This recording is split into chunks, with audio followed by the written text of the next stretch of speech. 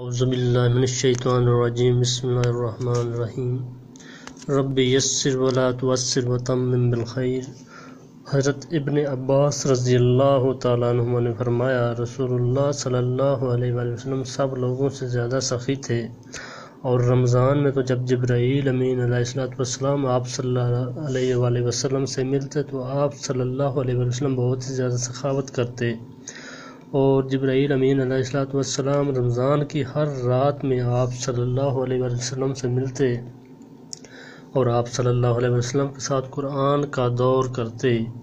غرض رسول اللہ صلی اللہ علیہ وسلم لوگوں کو بھلائی پہنچانے میں تیز ہوا سے بھی زیادہ سخی تھے۔ Translate to English. Abbas, Allah's apostle, was the most generous of all the people, and he used to reach the peak in generosity in the month of Ramadan.